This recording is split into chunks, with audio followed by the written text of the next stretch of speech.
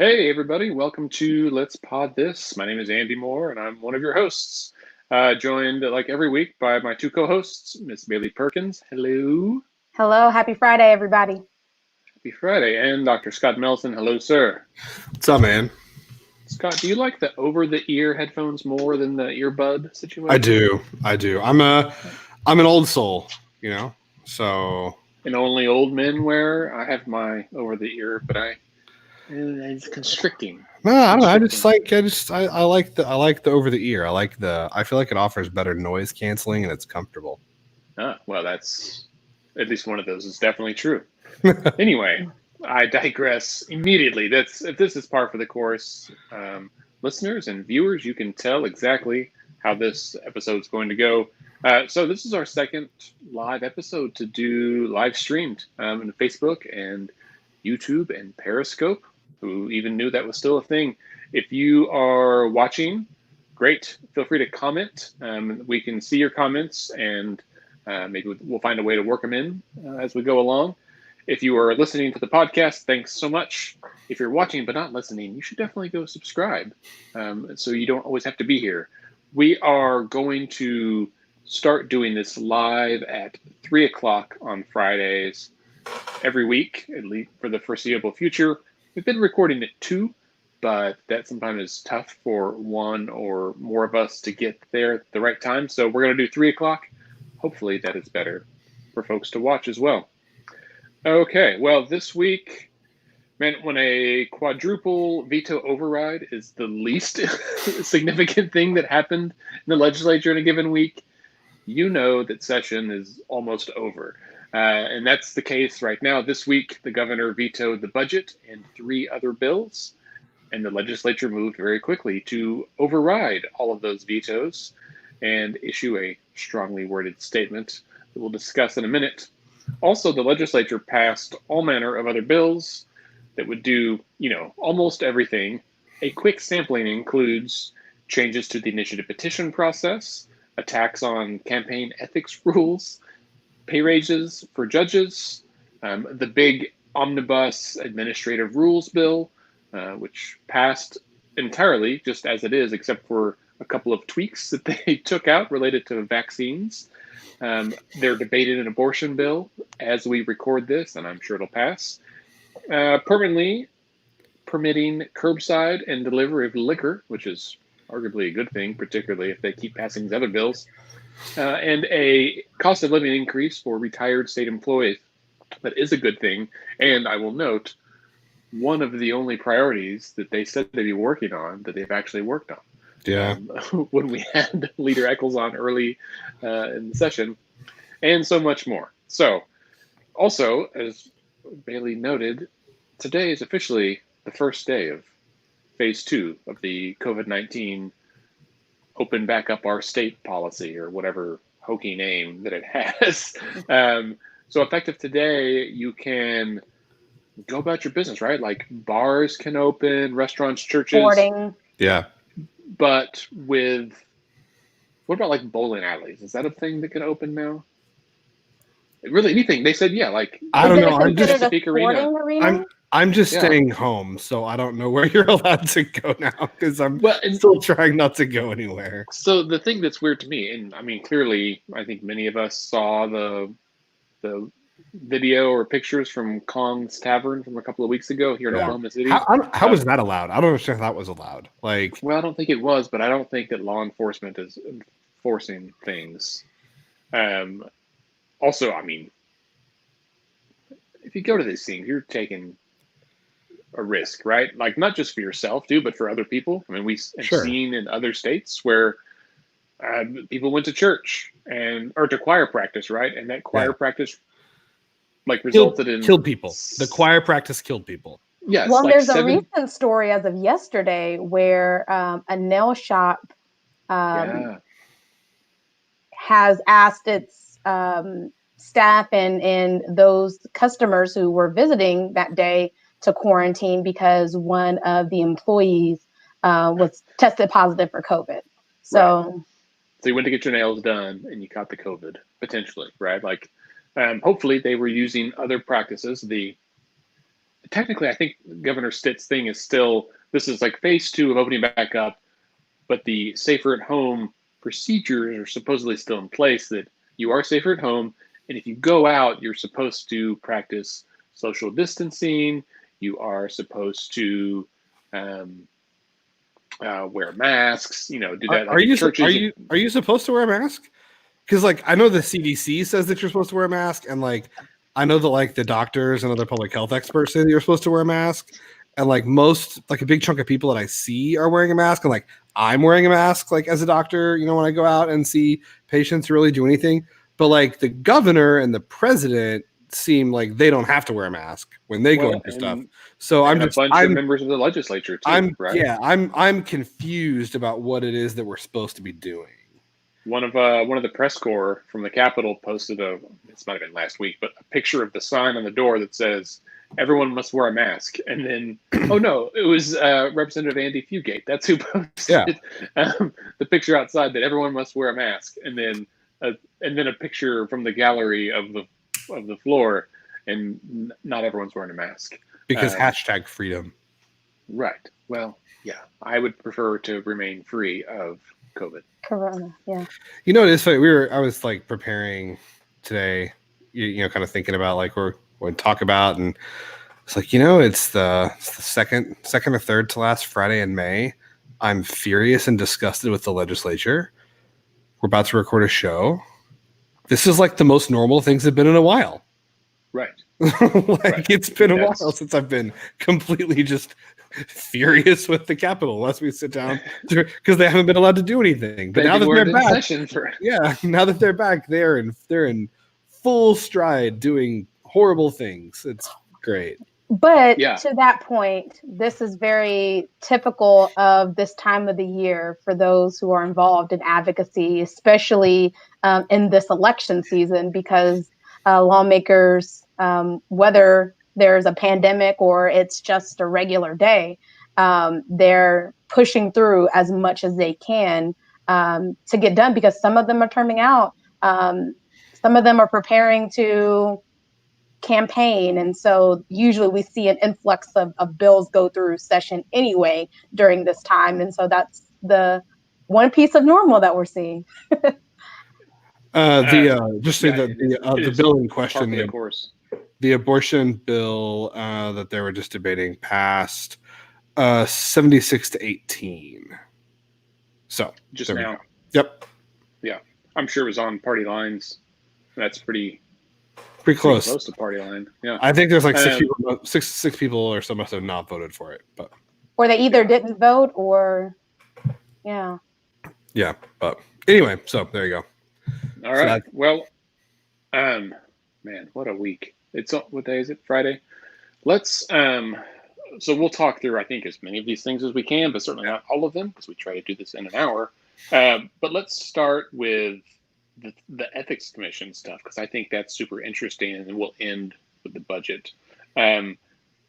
So on Thursday, it looked like they were trying to pass a bill that would allow candidates to spend their campaign funds on personal expenses, not just campaign expenses, so long as they reported those expenses to the ethics commission, like everything else. So they could spend it on meals and clothing and vacations and whatever else.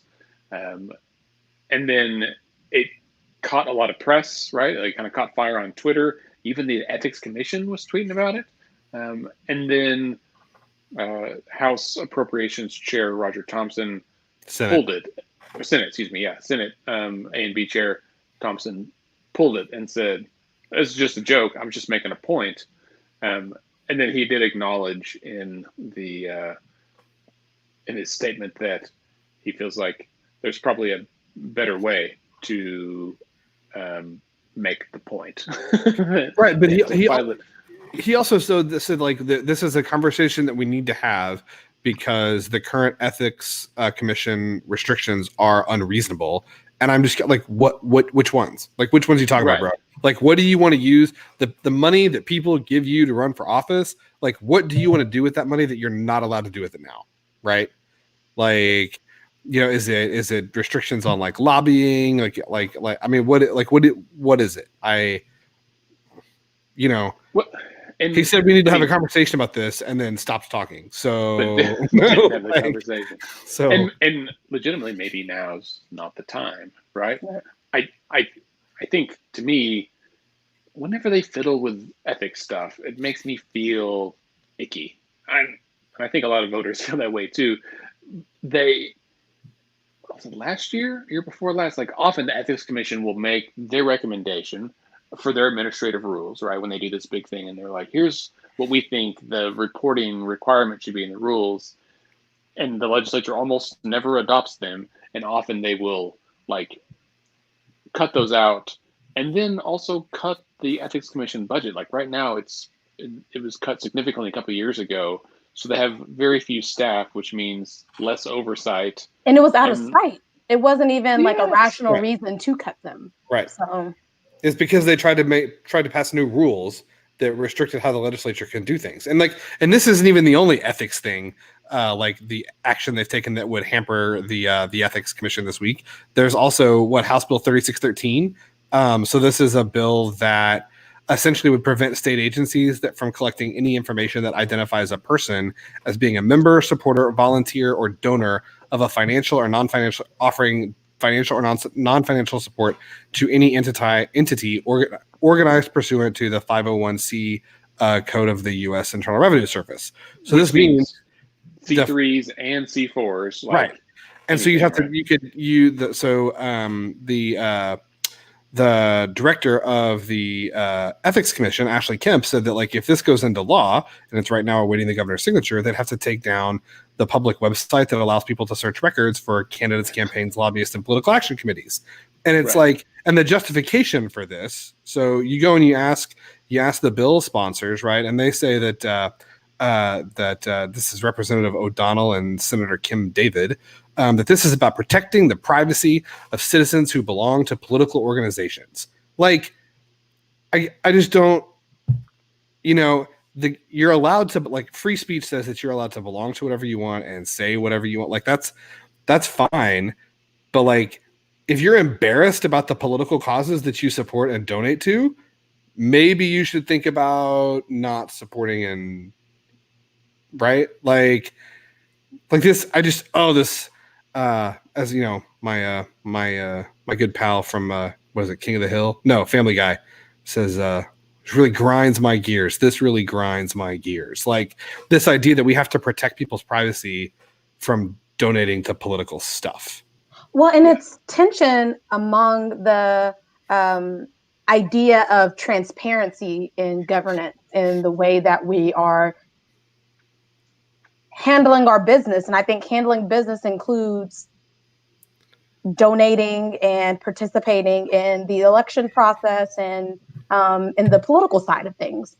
And so it's a little strange that in some areas we want to push for transparency and governance and who's involved and who's doing what, but on this end we want to protect people. So it's just a little confusing. Yes. One bill that I think connects to this, they passed a bill, House Bill 3826. I think it passed both chambers, and it is a rather significant change to the initiative petition process. Should the governor sign it? I haven't heard yet if he did. This was just yesterday, the day before, so Wednesday or Thursday. It would change the actual signature form and like how the signatures are collected. So right now, under current law, the form itself that you sign, like a petition for a ballot initiative, is mandated to have 20 signature lines, got the gist at the top, and it specifies what is supposed to be on that piece of paper. So this changes all of that. It would have fewer than 20 lines, I think, because they need space. And it would basically make it to be like a standardized form, kind of like a medical billing form, or one of those things where it has like little.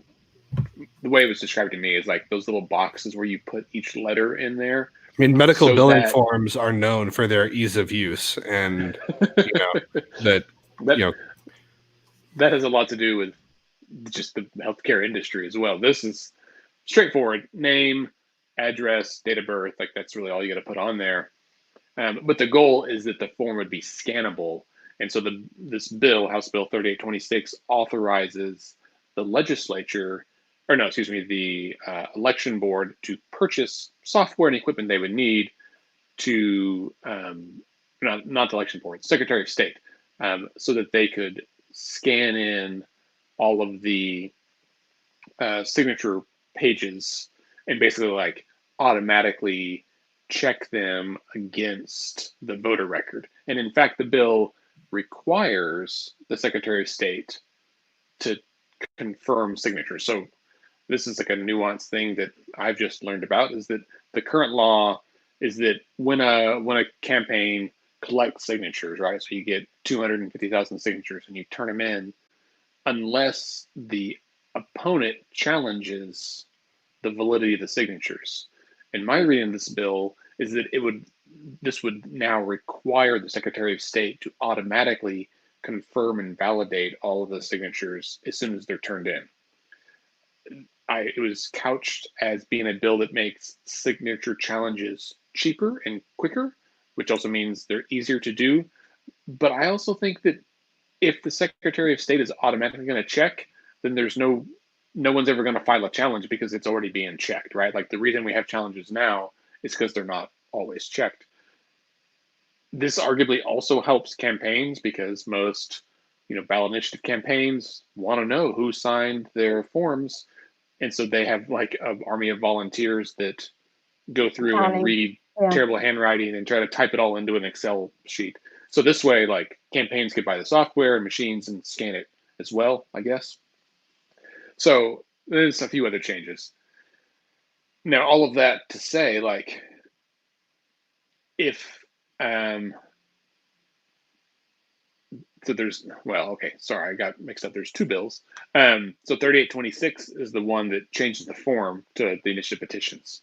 It had a partner bill, 3827, that changes how ballot initiative campaigns or like state question campaigns are run. The current law is that you file your state question or your ballot initiative, you go through this legal stuff, then you get to collect signatures, and then their signatures are validated, and then the governor puts you on the ballot. And at that point, once you're actually on the ballot, is when you have to start reporting stuff to the Ethics Commission. Now, you have to report backwards to the very beginning for when you first filed. So you have to just save that information, but it doesn't come out until the very end. So, presumably for like the Medicaid expansion campaign, the governor just put on the ballot a few weeks ago. So they didn't have to send anything to the Ethics Commission until just a few weeks ago. And that includes who their donors are. This bill, 3827, changes that and requires everything to be filed from day one. So it's being collected either way, but it's being filed from day one. So my question is, this is more in the weeds than we usually get, but if you've got one bill that passed first that says you have to report all this stuff to the Ethics Commission right away, including all the donations to you as a committee, which is a 501c4 most typically. Then they have this other bill that effectively says no state agency can collect information about donations to a 501c4. To protect, yeah. Right. I wonder what happens, right? Like I haven't talked to an attorney yet, but I wonder if that means that if they just undid what they were trying to do. Does that On make the sense? one hand, we want to make it much harder for people to pass initiative petitions. On the other hand, drummed up concerns about privacy, which don't. I can't. I want to subvert the will of the people in like so many different ways, and you can't do all of them. Oh man, they also passed the bill about local control. I forgot all about Yes, that. yes. Yeah. Bailey, tell us So about that. yeah, and so the way they worded it is in addition to it's a amended part of the emergency powers declaration to where as long as that's in place, the municipal leaders have to get permission from the governor before they can institute anything that's in conflict with whatever the governor puts in place. And so it's a way for the governor to have cohesion around any of the declarations that he puts into place while he has this declaration of power. Because there was a lot of confusion a month or two ago, which feels like a year ago at this point, of municipalities saying we have these stay-at-home orders and businesses can't open until XYZ, but the governor's orders say another thing. And so, but the governor's orders allowed for municipal leaders to have a say. So it's based on this is what the governor says you can do unless your municipal leadership says otherwise. And so now this clarifies to say that it's whatever is instituted by the governor or the legislature, and municipal governments need to get permission if they need to make changes. So We want local government unless local government does something we don't like, in which case we want strong central government. Well, this happens every year, right? Like there are bills that are like, we don't want the feds to be involved in Oklahoma. Like we want local control. This is about states' rights. And then as soon as any city in the state does something the state doesn't like, it's like, except for you guys, right? Like you can't ban smoking. You can't require these things. You can't, You can't have pay your a own higher public than health you rule. can't raise your minimum wage. Yeah. Can't raise your minimum wage, right? And so it's like it's just right here. And so again, I feel like in many ways the legislature is perpetuating the narrative, right? That they are special somehow. That the rules the feds don't apply to them and the rules of the cities don't matter. That the ethics rules that the feds have don't apply to our state. That they want their own rules here, and they even in debate this week we saw a number of times where they said this is about the legislature. In fact, Scott, talking about the administrative rules, right? Their argument, they kept trying to say, well, one member kept trying to say, this isn't about vaccines. This is about the legislature, and that this somehow the State Department of Health was circumventing the legislature by making their own rules. When in fact, that's literally their job.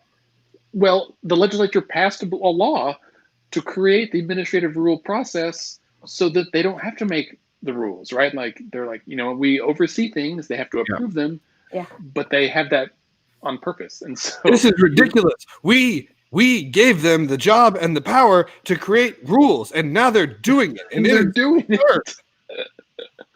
And it's the body that has like oversight by the governor.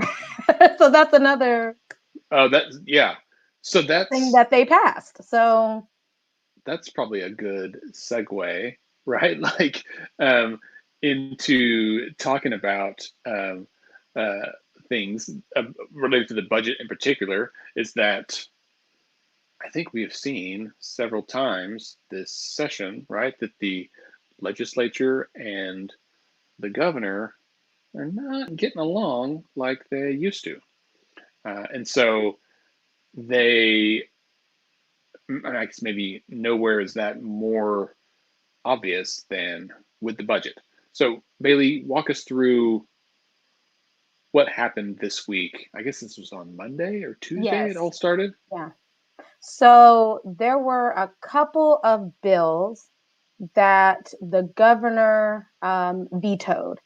And the legislature noted that if these couple of bills are gutted from the budget, it would create a $370 million hole.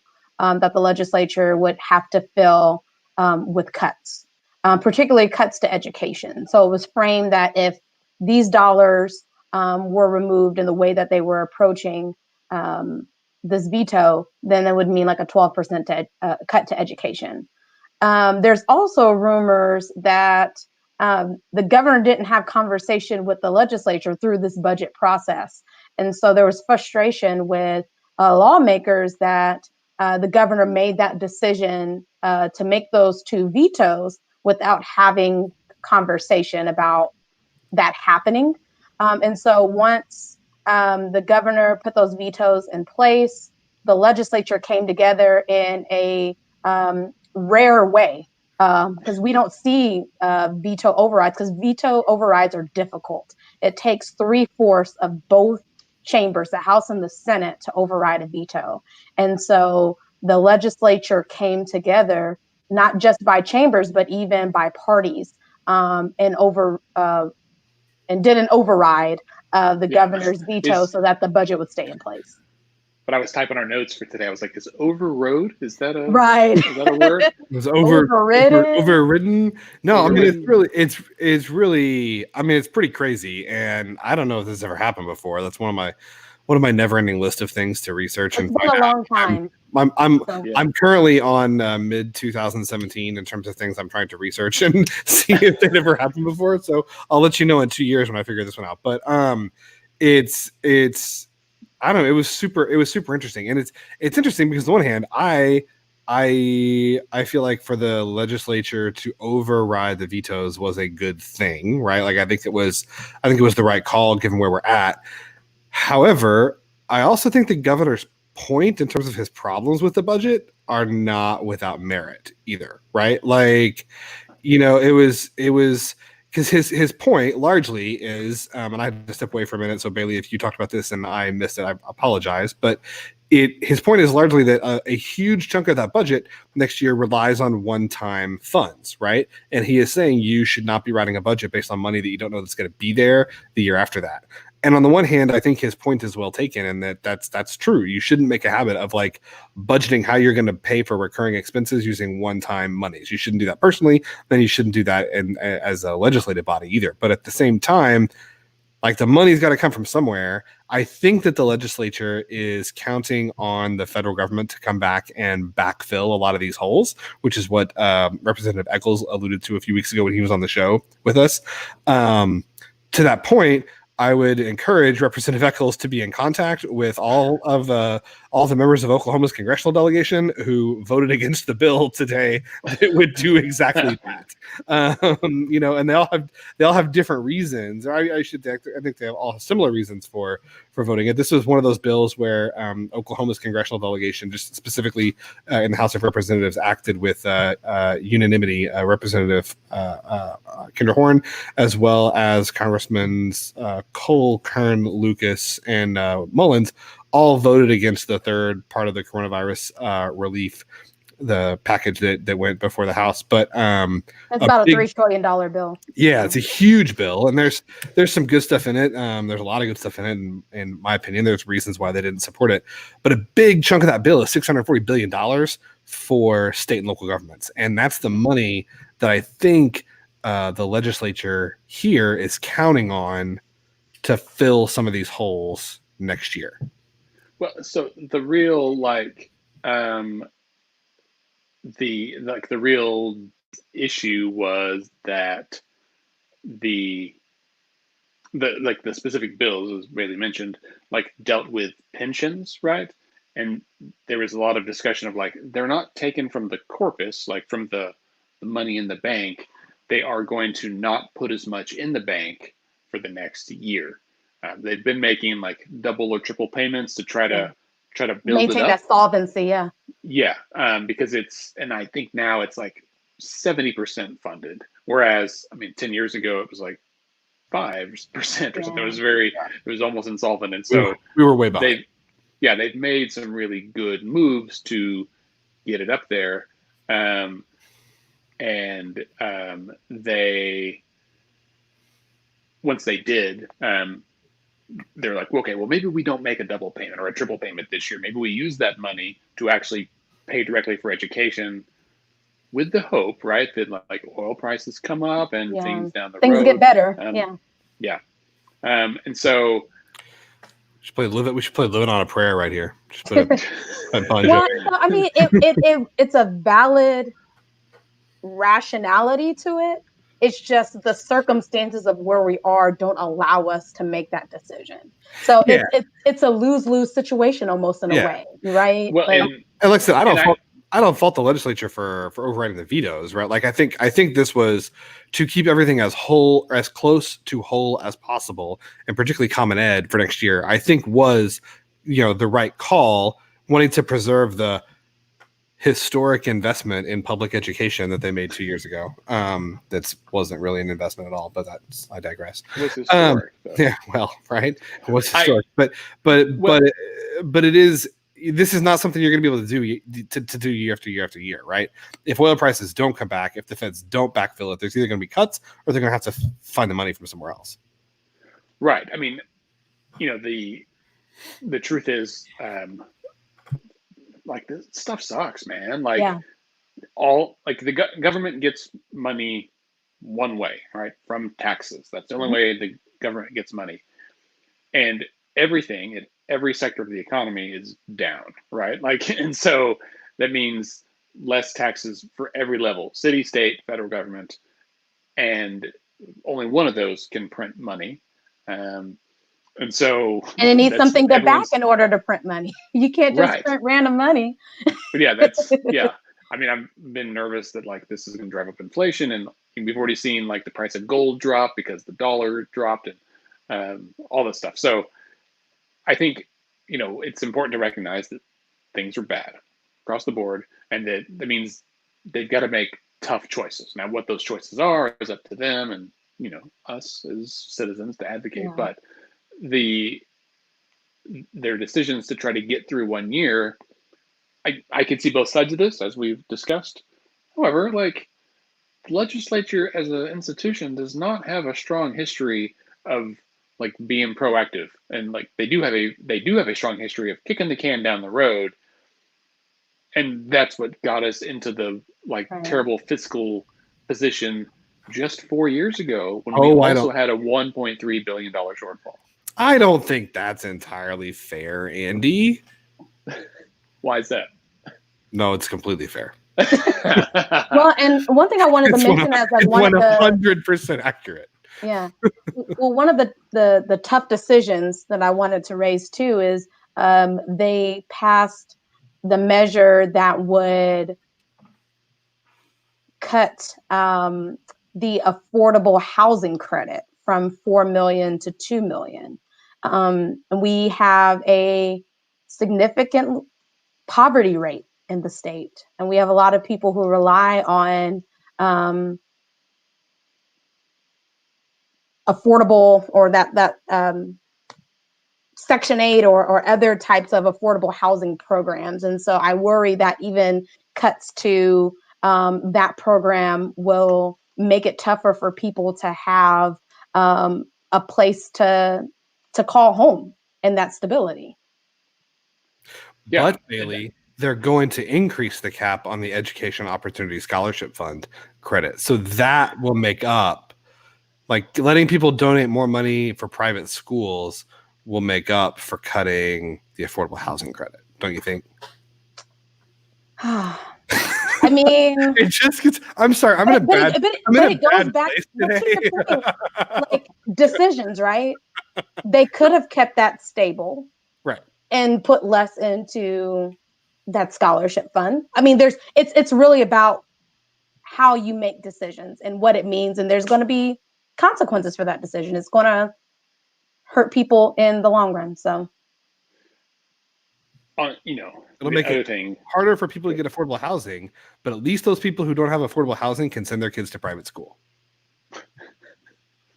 Maybe. Scott is feeling cynical today. Right. I think one of the other interesting things surrounding the budget discussions, the veto and the ensuing override, is certainly how they message around that, right?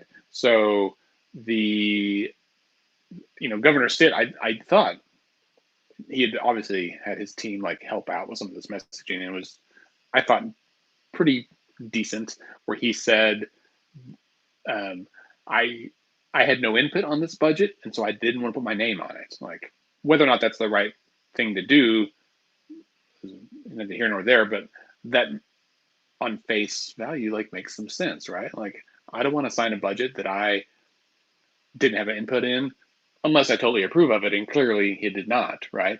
And that back and forth of who said what with the budget, he had a And his I am not a politician. So. Yes. Yeah, he said, I'm not a politician, so I don't really understand like the getting back at each other thing. And I don't know whether that's true or not. For him, I think that is a good statement, because that's the kind of thing that like voters get sick of that stuff too, man. Like, a few years ago, a representative who's no longer in office, like, openly said that they were not going to hear a bill because the author was rude to them in some meeting. And I was like, that happened to one of the bills I worked on. Like, you're an adult. I mean, it's a good talking point, and it'll probably play well, but man, it is just like, I'm not a politician, so I don't understand how this works. You're the freaking governor. Like, you are in fact a politician. And but like, yeah, by virtue of running for office, you became a politician and being elected. Yeah. And on the kind of a serious note, like, I'm not a politician, so I don't understand how this like get back at each other works. Like, the full story of this is that if you ask some of the legislators anyway, right, they would say that the governor and his representatives, or not even the governor, his representatives, walked into a room and said, we want these things, these are non-negotiable, and if you try to move on these, like, discussion's over, like, we're not doing anything. And the legislature said, that's not how this process works, and the governor walked away. Okay, so does not being a politician mean that like you don't understand how to have a conversation? Like, is that what that means? Like, I don't understand how this back and forth works. Have you not had like relationships with people? Like, is that like attend junior high? Yeah. Right? I mean, like, do personal relationships not matter in like the business world? Like, I don't. Well, but we talked about this in previous podcasts, that the ideal that he has and the approach on the office is a CEO mindset. And when you look at yourself as the CEO of the state, you expect to be able to say, this is my vision, this is what needs to be done, and then it just happens. And when you have a co-equal branches of government plus a court system, that's not how government, or and even in what we've talked about in previous podcasts, you have other nations within your state that you have to work with. Like, he's learning that it's not as simple as I want to will it to be done and it's done. So I think he is learning what it means to be a elected leader among other elected leaders who have equitable power, and having to balance all that out. Well, and part of leading, like, especially in a role like this, part of leading is bringing people together. Leading isn't saying like, this is what I want, and if you don't give it to me, then I'm going to veto the budget and you guys own this because I think this is a bad idea. Like, that's not leadership. Well, and so I mean, a couple of things. One, a point of personal order. Scott said that the governor walked away, and I think it's been clear from him and others that he was physically not in the budget negotiations, which is a deviation from past years, right? Like, we've all seen photos of Governor Fallon when she was directly involved in budget negotiations, often with one of our oil and gas overlords on the phone, also involved in negotiations. when the governor was negotiating the budget with the legislative leadership and then the CEOs of Continental and Devon. Yeah. as one does. And they took a picture of it. Like, that's the kind of thing I'm like, why would you? Or she said, "Oh, he's look at her." I was like, "You didn't call me." Look at her, hard at work, asking business communities permission to raise taxes. Right. So we can, we can wax poetic on Governor Fallon's missteps some other time. The other thing I think is interesting, right, is that when about this year, 2020, lots of things interesting. Specific to Oklahoma politics is that it has been a huge civics lesson for all of us, and arguably for Governor Stitt too, right? Like, I don't know how politically aware he was or politically curious before running. He has said he's an outsider. He We said he know didn't vote much He often. didn't vote, So- right? Well, I don't know if he said it, but we all, it's public record, and yeah, he had not voted in a number of elections, and so there's a good chance that he was living life, running his business, doing the thing that most people do, right? Not everyone is doing podcasts once a week about state politics, just us nerds. So what we've seen this year, and Bailey and Scott, you both hit the nail on the head. We have separation of powers, right? So we've seen the state Supreme Court make a ruling about laws that the legislature passed, and the legislature subsequently passing new laws to deal with that ruling. We have seen the legislature pass laws that the governor vetoed. We've seen the legislature override those vetoes as well. I'm sure there's been some interaction between the governor's office and the Supreme Court, though nothing jumps out at me. Well, there was Certainly almost one when the legislature sued the governor, and they were getting ready to have that meeting for the Board of Equalization. That's exactly right. The legislature used, so one branch used another branch to try to force the third branch to do something. Yep. That's exactly right. Wow. And the governor has appointed 2 justices, right? 2, 3? Yeah, that was all last year, wasn't it? At the end of last year. I think so. It all runs together, but like still interacting Taken. with the governor and the Supreme Court, like the influence that the governor has over the court that doesn't necessarily extend to their rulings, right? Right. Right. So that's like a perpendicular, parallel, sideways ruling, horizontal ruling or interaction, right? There's also the vertical civics lesson between city, state, and federal governments, certainly during this COVID-19 crisis, where we've seen that relationship and how it's not always smooth, right? Between what cities want or need and what the state wants or needs and what the federal government wants or needs or what they all think. And so everything from, a simple task like trying to order masks and gloves for someone to, more advanced issues of income and tax revenue and who's going to pay for these things and all that. That's another thing that happened this weekend is that the legislature is asking questions like, hey, we can see you're spending all this money, but the state is not saying who they're doing business with. Like, that's right. Like, and they said we're not going to sign off on and nominate the person that you want to run the State Department of Health. Yes. So yes, it's a number of this has been it's been a very busy week for a week that we didn't think was going to have that much going on. Yeah. All this essential budget only stuff that they're doing. It's pretty crazy. Yeah. And then I feel like there was something else in there, some other civics lesson.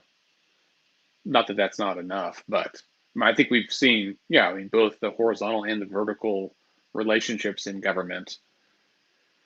And in some ways, like how we, the people, have a role and what happens when the government takes steps to limit our role, right? Which is not cool. Oh, that's a third thing I remembered.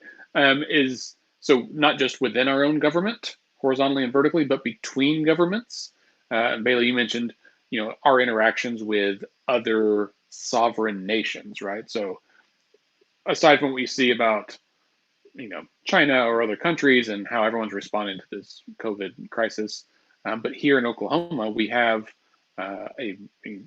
several dozen Native American tribes that are sovereign nations, and so this discussion around the tribal compacts has been a big deal, with the Comanche and the Oto-Missouri tribes signing new new gaming compacts. The other tribes still negotiating and did you see the other tribes kicked them out of the gaming OIGA? Yeah. So the gaming association, which I get, right? Like if that kind of thing happened with oil and gas as well. Drama. Yeah, there's a really interesting op-ed in the Stillwater News today about it that says hey, listen, if these are all sovereign entities, they should be allowed to negotiate their own compacts, right? They don't. Why are we trying to force them into one model one from before? So I think just there's like, I mean, that really is international politics that just happens to be in our own backyard. Yeah. I think this is all very fascinating, very fascinating. All right, well, is there anything else that we didn't cover today that happened this week that we need to talk about? No? I think I don't know if we mentioned it, but S&P said that Oklahoma's bond rating is probably going to drop. It's like they were a 1 in 3 chance of it dropping. Yeah, there was lots of entities are having their bond ratings lowered, but we talked about it only briefly. So the bill this was 1102, I think. I can't keep them all straight. This was they're moving so fast. This was the Senate bill that essentially would the Department of Health was trying to propagate a new rule that says if you would like an exemption to vaccines, a non-medical vaccine exemption, before you can be granted the exemption, you have to sit and watch like a 15-minute presentation on the science and evidence behind the safety and effectiveness of vaccines. That passed the House, I want to say like 6629, I think, something like that. 6629-28, after a lengthy and spirited debate that was largely not factually based in any way, at least on the side of Representative Gann, who was carrying the bill. However, I believe that bill is not going to be heard in the Senate, is my understanding. So that did pass the House, but I think it's dead. Interesting. Well, and it's another reminder for our viewers. I was going to say listeners, but now viewers, to continue to follow the legislature and follow organizations or news sources that you rely on, because things are moving so rapidly. Before we started the podcast, Andy, we were talking about the Constitutional Convention bill and how the language was gutted to say something completely different. And so things are changing and moving so fast that it's important to follow those sources that you trust so that you can continue staying in conversation with lawmakers about what you want to see and what you don't want them to do. Yeah, that's a really good point. I was going to mention that bill. So that was Senate Joint Resolution 31. And we've been watching it since it was filed back in January because that's potentially a big deal, right? Yeah. So originally, and it started in the Senate and it passed the Senate and went to the House, and then was moved direct to calendar. And so we all thought they are fast tracking this bill, and the bill would become a state question and be referred to a vote of the people for us, the voters, to say whether or not we wanted the legislature to convene a constitutional convention. That convention then would be empowered to change, amend, restrict, whatever, any part of the state constitution, or propose an entirely new state constitution. However, whatever they come up with out of that would then also have to be approved by a vote of the people. So I think there's a pretty high bar. But yeah, so it was direct to calendar. And then it passed yesterday, and Bailey sent me a message and just said, SJR 31 passed the House. And I was like, holy cow. And so I texted some friends and said, I guess we're going to have a constitutional convention. And then late last night, I was looking at it and realized that just a few minutes before they voted on it, they did a floor substitute and replaced all the language in the bill. And now it's like a bill to do with property tax exemptions for certain manufacturing facilities that would begin January 1st of 2023. Government is a beautiful thing. Couldn't be more different, right? And they just needed the vehicle, so I guess they just grabbed that bill. Or they just wanted to freak us out. Maybe they're messing with us. Maybe now let's go back to the Senate to be voted on or not. One thing that is, I think, as to bring up as we are finishing here, I believe that both houses are scheduled to finish up all their work today, right? Like they're gonna hear all the bills today, then they're gonna adjourn, but they are not going to officially adjourn sine die, like ending the session. Like, and the reason is if they do that, right? Like, so if they finish their work today, but then they don't adjourn sine die, then the governor has a 5-day deadline to decide whether he's going to sign it. If they were to adjourn sine die, he would have 15 days. And this way, if the governor was to veto a bill, they have plenty of time to come back and attempt to veto override if it's something they, consider tremendously consequential, like, taking away the power of municipalities to declare emergencies and things like that. They could come back. And they're also still in a special session because they have the governor's CHIPA powers still granted. So they would have to come back and decide if they wanted to grant the governor another month of those extended powers. Right. That's exactly right. It'll just keep going. Right now, as we wrap this up, at nearly 4 o'clock on Friday, the House is debating a funding bill for Medicaid. So it's like, these are super important bills that they are still working on. And they were up there late till 11 o'clock or so this week, some nights. And so if you are at home, as we all are, right, and you ever want to watch legislature, you can go to oklegislature.gov, okhouse.gov, oksenate.gov, and watch their live streams. It's moderately interesting, sometimes really interesting. Sometimes really interesting. Yeah. And I think it gives you a feeling for how some of them are. Today I was watching earlier in like the House it was this morning actually.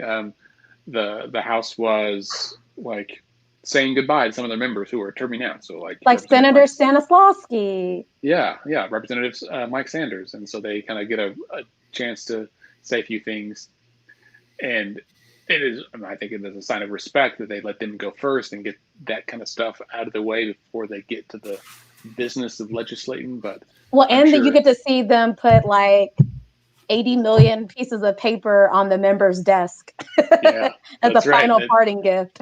That's right. All the bills from this year.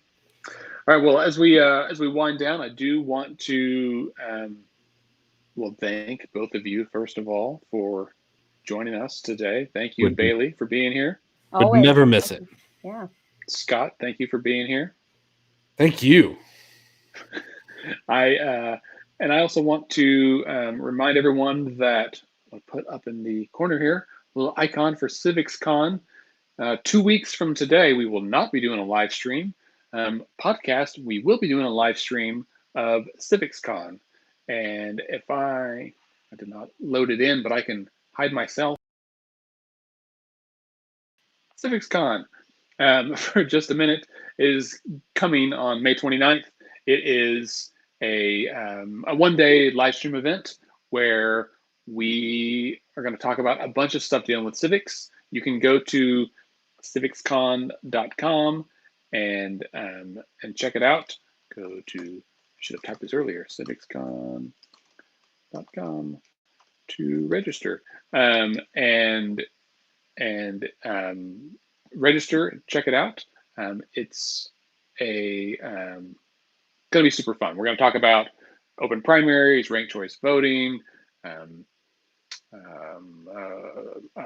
independent redistricting, anti-gerrymandering, voter registration, kind of all these things. You're going to have national level guests, the CEOs of open primaries, vote.org, of the Vote at Home Coalition, the Ranked Choice Voting Coalition of Maine, lots of stuff. It's going to be super exciting. So on that note, we're going to wrap up. Don't forget to subscribe to Let's Pod This on Apple Podcasts or Spotify, wherever it is, Overcast, whatever podcast app you use. You can certainly find us there. Let's Pod This is a member of the Mostly Harmless Media Network, based right here in Oklahoma City. You can follow Scott and Effie on Twitter. If I add them back real quick, you can see their Twitter handles at the bottom. What'd I say? Effie. Effie. Sorry. Shout out to Effie Craven, who is one of our good listeners. And I got to see her last night. We did civics trivia for Generation Citizen on Zoom, and got to see Effie, and actually her husband just texted me. Also, one bit of news that is important. I don't think we mentioned. Well, this is new. This just happened. The COLA, cost of living adjustment for retirees, has officially passed both houses and goes to the governor's signature. Nice. So for the first time in like a dozen years, the Oklahoma retirees are going to get a cost of living adjustment to their pension. So that's And this has been a long time coming. They've been working on it for a long time. this is really good. Right on. Good job, legislature. That's a good place to end. Way to end on a positive note, Scott. You did one good thing and a million horrible ones, but the good thing was really important. That's right. All right, well, Let's Fix This is a nonpartisan, nonprofit organization. We want to educate and equip you to be more civically engaged and to build relationships with your neighbors and your elected officials, and maybe make politics and government a little bit better right here in Oklahoma. We encourage you to get involved in any way you can. And remember, decisions are made by those who show up. Have a great week, everybody.